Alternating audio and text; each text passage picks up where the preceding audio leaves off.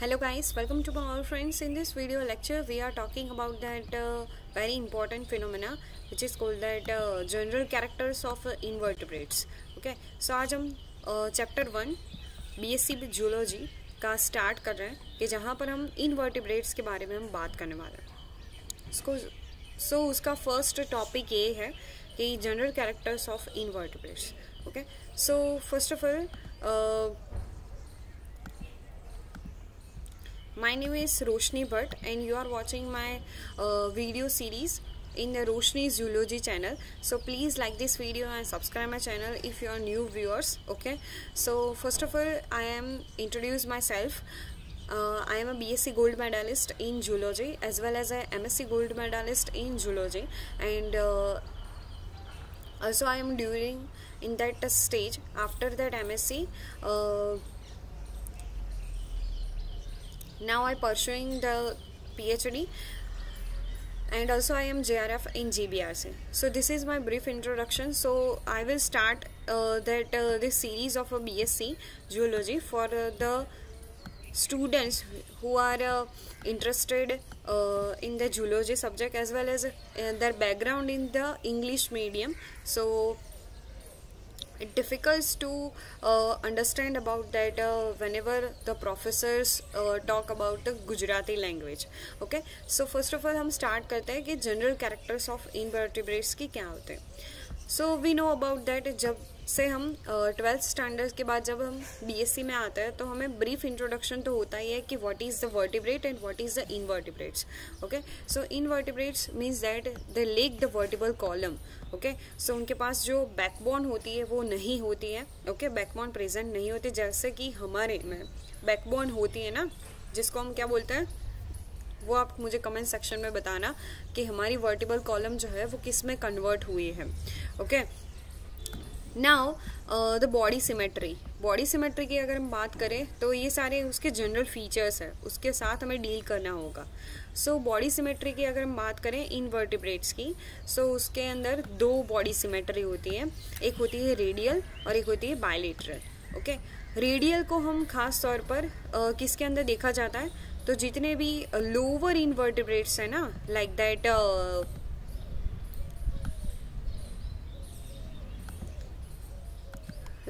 नीडेरिया and Echinodermata. Okay, तो ये सारों के अंदर क्या देखा जाता है, रेडियल सिमेट्री देखी जाती है. यानी कि जितने भी नीडेरियंस यानी क्या एनिमल्स उसके अंदर फाइंड आउट होते हैं वो भी आप मुझे चैट बॉक्स में यानी कि कमेंट सेक्शन में बता सकते हैं. ओके, अकाइनोडर्मेटा का मैं बता देती हूँ कि वो सबको पता होता है स्टारफिश. ओके, सो स्टारफिश के अंदर क्या होता है कि उसका जो लार्वल स्टेज होता है ना, तो लार्वल स्टेज के अंदर उसके पास क्या होती है, बायलेटरल सिमेट्री होती है. लेकिन जब वो एडल्ट स्टेज में चली जाती है तब उसके पास होती है रेडियल सिमेट्री, इसीलिए उसका नाम लिखा गया है यहाँ पर रेडियल सिमेट्री में. ओके, बायलेटरल सिमेट्री में कौन कौन आता है, तो फर्स्ट ऑफ ऑल आर्थ्रोपोडा से स्टार्ट होती है बायलेटरल सिमेट्री. उसके पहले भी किसके फाइलम के अंदर ये बिलोंग होती है बायलेटरल सिमेट्री, वो भी मुझे आप कमेंट सेक्शन में बता सकते हो. Okay, then after Annelida. Now the third character is body organization. Body उनकी किस तरह से ऑर्गेनाइज हुए है, यानी कि हमें पता है कि बॉडी ऑर्गेनाइजेशन का फर्स्ट यूनिट होता है सेल. ओके, सेल के बाद कौन होता है, टिश्यू के बाद कौन आता है, एक टिश्यू लेयर बनता है. ओके, देन आफ्टर एक ऑर्गन बन जाता है, और ऑर्गन बहुत सारे ऑर्गन्स मिलकर क्या बनता है, ऑर्गन सिस्टम बनती है. सो यहाँ पर जब हम बात करते हैं सेलुलर लेवल का ऑर्गेनाइजेशन जो पॉरीफेरा के अंदर देखा जाता है, यानी कि जितने भी स्पॉन्जीज है which are belong into the cellular level organization. Tissue level means that नीडेरिया. Okay, Cnidaria यानी कि जिसके पास नीडोब्लास्ट सेल्स है. ओके, नीडोब्लास्ट किसके पास सेल्स होते हैं, नीडेरिया याद करो, नीडोब्लास्ट जिसके पास निमेटोसिस्ट प्रेजेंट होता है, निमोसिस्ट. यस, सो हाइड्रा है. ओके, तो ये सारे जो है ना वो नीडेरियंस है, नीडेरियन. तो नीडेरियन के पास क्या होता है, टिश्यू लेवल ऑर्गेनाइजेशन, जिसको हम गुजराती में बोलते हैं कोष्ठांतरी समुदाय. Okay, then after organ level organisation, organ level organisation जो स्टार्ट होता है प्लेटी हेलमिंथस से, ओके, जिसमें कौन कौन बिलोंग होता है, लीवर फ्लूक है, ओके, प्लेटी हेलमिंथस है, प्लेनेरिया है, this are the belong into the platyhelminthes phylum. Okay, so this is the body organization. Now talking about the germ layers. Germ layers यानी कि उनके पास जब embryonic period होता है तब क्या होता है, याद करो कि एक सेल, ओके, मान लीजिए कि ये क्या है, एग है, ओके, और ये है स्पर्म. तो देन आफ्टर इन दोनों का फर्टिलाइजेशन के बाद क्या हुआ, एक ओवम जनरेट हुआ, ओके, उसके बाद क्या बोलते हैं उसको, जाइगोट बोलते हैं. नाउ जाइगोट फॉर्मेशन के बाद क्या होता है, उनके अंदर सेल डिवीजन स्टार्ट हो जाता है. ओके, सेल डिवीजन में यहाँ पर हमारी बात कर रही हूँ, ओके, यानी कि ह्यूमन बीइंग की बात कर रहे हैं. तो क्या होता है, जाइगोट से बात 2 cell division, 4 cell division, then after क्या बन जाता है, मोरूला स्टेज आता है. मोरूला के बाद क्या आता है, ब्लास्टोला स्टेज आता है. मोरूला स्टेज के अंदर कितने सेल्स होते हैं वो आप मुझे चैट बॉक्स में बता सकते हैं, okay. Then after blastula.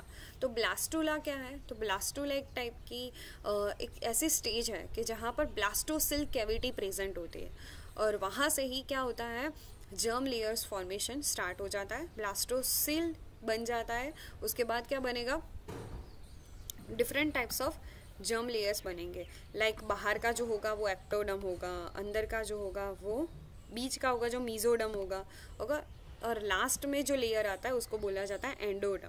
Okay, सो अगर एक्टो और एंडो ही प्रेजेंट है, मीजो प्रेजेंट नहीं है, okay, mesoderm which is not present, so this is called that diploblastic animals like that नीडेरिया. Okay, cnidaria कौन से है, हाइड्रा है, जेलीफिश है, तो वो सब किस में आएंगे, डिप्लोब्लास्टिक एनिमल्स के अंदर आएंगे.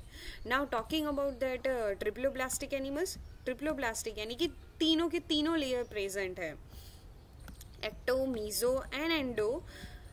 This is called that triploblastic, like that arthropoda, molluscs. Okay, तो ये सारे जो है वो ट्रिप्लोब्लास्टिक एनिमल्स के अंदर प्रेजेंट होते हैं. नाउ अब सीलोम की बात करते हैं. सीलोम यानी कि बॉडी कैविटी. कुछ एनिमल्स के अंदर क्या होता है, बॉडी कैविटी प्रेजेंट ही नहीं होती है, ओके, तो उसको बोला जाता है एसिलोमेट. ओके, यानी कि प्लेटी हेलमिंथस जो एसिलोमेट है, जिसको हम गुजराती में बोलते हैं अदे कोष्ठी. ओके, उसके बाद स्यूडोसिलोमेट यानी कि जिसके पास सीलोम प्रेजेंट है लेकिन वो कैसी है, फॉल्स है, फॉल्स बॉडी कैविटी. ओके, तो जिसका एग्जांपल है निमेटोडा. निमेटोडा यानी कि कौन आएगा निमेटोडा के अंदर, बताओ. एस्केरिस है, ओके, देन आफ्टर वुकेरिया है. तो ये सारे किसके अंदर आएंगे, स्यूडोसिलोमेट के अंदर आएंगे. देन आफ्टर सिलोमेट यानी कि देकोष्ठी प्राणियों. ओके, देकोष्ठी प्राणियों એટલે કે coelomate that are present or true body cavity is present, which is called that coelomate animals like that Annelida and molluscus. Okay, बहुत सारे होते हैं, ऐसा नहीं है. यहाँ पर जस्ट हमने क्या किया है, एग्जाम्पल्स लिखे हैं कि आप इतने एग्जाम्पल्स एग्जाम्स के अंदर लिखना पड़ेगा आपको. देन आफ्टर सेगमेंटेशन की अगर हम बात करें तो सेगमेंटेशन जो है ना वो आगे वाले जितने भी लोअर इनवर्टिब्रेट्स है लाइक दैट पॉरीफेरा है, नीडेरियंस है, ओके, प्लेटी हेलमिंथस है, तो उनके अंदर ये सारे सेगमेंटेशन प्रेजेंट नहीं है. कहाँ से सेगमेंटेशन शुरू हुआ, एनेलिडा से. एनेलिडा यानी कि नुपूरक समुदाय, आर्थ्रोपोडा यानी कि संधिपाद समुदाय. तो these two phylums having that segmentation in that body means that the body is divided into various types of metameric segment, so that is why called the metamerism. Okay,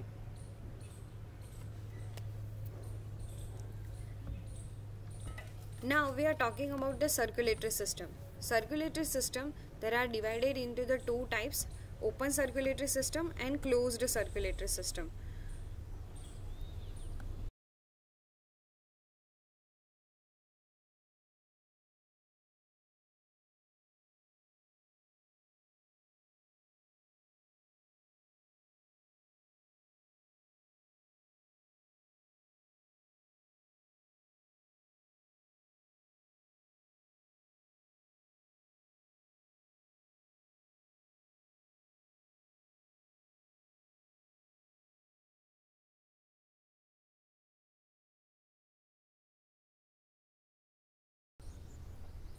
sorry for disturbance. So circulatory system, there are two types, open and closed circulatory system.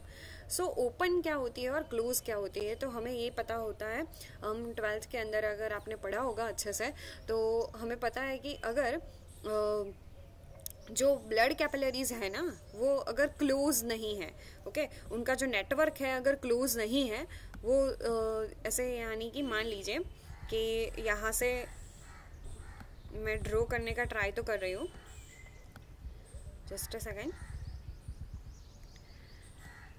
ये तो गोल बनेगा, okay. Now देखो कि यहाँ से जो है ना वो ब्लड आएगा, मान लीजिए डीऑक्सीजनेशन, यानी कि डीऑक्सीजनेटेड ब्लड, ओके, और यहाँ से जो ब्लड आएगा वो ऑक्सीजनेटेड ब्लड होगा। तो ये दोनों ब्लड जो है ना वो आपस में क्या हो जाता है, मिक्स हो जाता है, यानी कि मिक्स ब्लड सर्कुलेशन जहाँ पर होता है, क्योंकि यहाँ पर क्लोज यानी कि ब्लड कैपिलरीज जो है वो आपस में क्लोज नहीं हुए हैं, सो इसीलिए उसको बोला जाता है ओपन सर्कुलेटरी सिस्टम, यानी कि आर्थ्रोपोडा के अंदर, ओके। ये बात आप ध्यान में रखना। Closed circulatory system first of all started by that Annelida, okay. जितने भी हम बात करते हैं ना अर्थवॉर्म की, तो अर्थवॉर्म है, उसके बाद कौन आता है,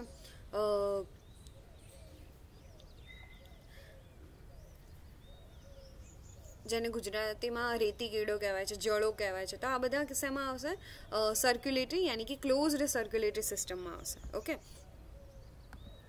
નાઉ digestive system. So digestive system also there are divided into the two types, incomplete and complete. So incomplete digestive system यानी कि क्या होता है कि उनके अंदर माउथ वाला पार्ट और जो भी एनस वाला जो पार्ट होता है ना वो होता ही नहीं है, एनस वाला पार्ट होता ही नहीं है। माउथ में से उन्होंने कुछ फूड इंटेक किया और वहाँ से ही जो भी डाइजेस्टेड मटेरियल हुआ, उसके बाद जो अनडाइजेस्टेड फूड है वो भी उसी साइड से, यानी कि उसी पोर से, उसी डोर से वो जाता है, तो इसको बोला जाता है incomplete digestive system, like that नीडेरिया and platyhelminthes, okay. जबकि कंप्लीट डाइजेस्टिव सिस्टम देखी गई है निमेटोडा एंड मोलस्कस के अंदर। जब अब बात करते हैं नर्वस सिस्टम की, तो नर्वस सिस्टम यानी कि जो first of all diffuse nerve net जैसा दिखने को मिला था हाइड्रा के अंदर, जो बिलोंग होती है नीडेरिया फाइला के अंदर, तो nervous system diffuse nerve net से स्टार्ट करके vertebral nerve cord with brain, तो वो हमें देखने को मिला था आर्थ्रोपोडा और एनेलिडा के अंदर। Now the respiration, there are 3 types of respiration. Body surface से भी होता है, गिल्स से भी होता है, ट्रैकिया से भी होता है, एज वेल एज लंग्स से भी होता है, ओके। सो हम आगे देखने वाले हैं कि different types of animals they are breathing different types, okay. उनकी जो ब्रीथिंग मैकेनिज्म है वो अलग अलग पार्ट्स के अंदर, अलग अलग सेक्शन के अंदर डिवाइड होती है। बॉडी सरफेस से अगर कोई लेता है तो वो एनेलिडा है, ओके। गिल्स से अगर लेता है मोलस्का, ट्रैकिया, इंसेक्ट्स, तो ये सारे क्या है एग्जांपल्स है। बहुत सारे ऐसे एनिमल्स है कि जो ट्रैकिया से, गिल्स से रेस्पिरेशन करते हैं, लेकिन यहाँ पर जस्ट आपको एग्जाम्पल के रूप में समझाने के लिए मैंने यहाँ पर लिखा है।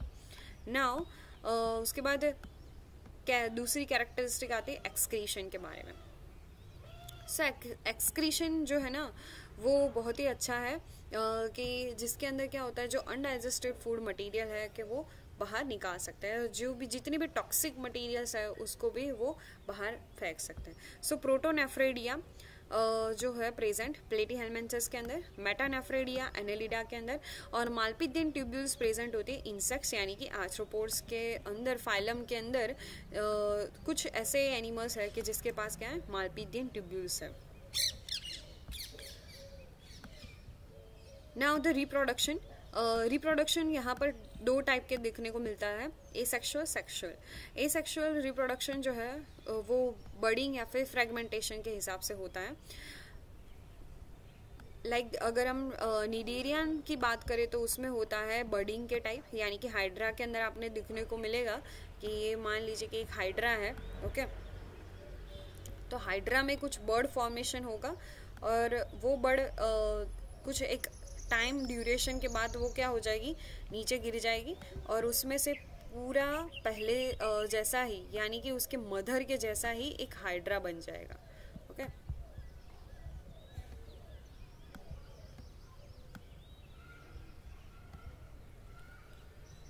ये कट हो जाएगी और क्या बन जाएगा, एक पूरा न्यू हाइड्रा बनेगा। तो this is called the budding. Now the fragmentation, fragmentation यानी कि कुछ ऐसे भी एनिमल्स हैं कि जिसके अंदर फ्रेगमेंटेशन के हिसाब से भी सेक्सुअल रिप्रोडक्शन होता है। Now the sexual reproduction, hermaphrodites, कुछ ऐसे एनिमल्स हैं कि जिसके अंदर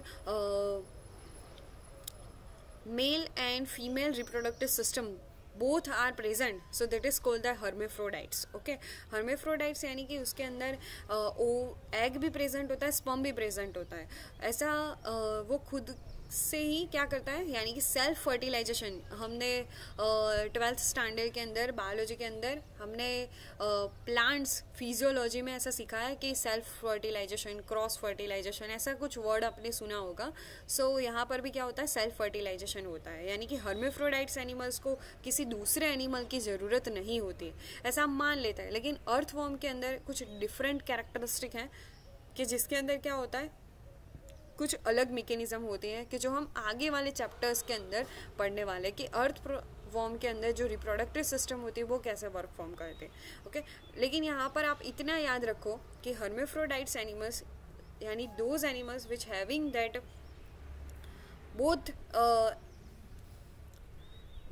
बोथ रिप्रोडक्टिव सिस्टम, यानी कि male and female reproductive system. Then after अगर हम सेपरेट सेक्सेस की बात करें तो यानी कि डिफरेंट रिप्रोडक्टिव सिस्टम प्रेजेंट होते हैं, तो like that arthropoda.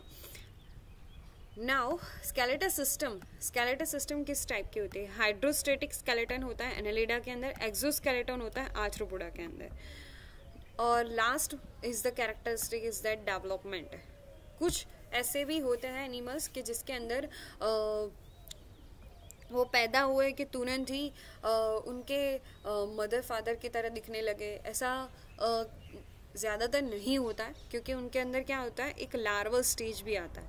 Okay, so indirect development जिसको बोला जाता है, larval stage is present. Okay, तो लार्वा से गुजरते हुए वो एक एडल्ट क्या बनते हैं, एडल्ट एनिमल में कन्वर्ट होता है, और जिसके अंदर डायरेक्ट डेवलपमेंट देखने को मिलता है, यानी कि जिसके एग में से तुरंत ही वो जैसे भी एक एनिमल के रूप में बाहर निकलेंगे तो वो उनके मदर फादर की जैसे ही दिखेंगे, तो this is called the direct development. Okay, तो जहाँ पर larva stage is absent which is called the direct development. If the larva stage is present, so this is called the indirect development. So these are the brief introduction about that general characteristic of invertebrates. और अगर आप मेरे साथ पढ़ना चाहते हो अच्छे से, so मुझे आप कमेंट सेक्शन में ज़रूर बताना कि आपको किस टाइप की वीडियो पसंद है, तो मैं उसी टाइप से उसी टॉपिक को लेकर एक वीडियो अपलोड करूँगी, सो आपको बेटर अंडरस्टैंड हो। I hope you are clearly understood the general characters of invertebrates. Please like this video and subscribe my channel.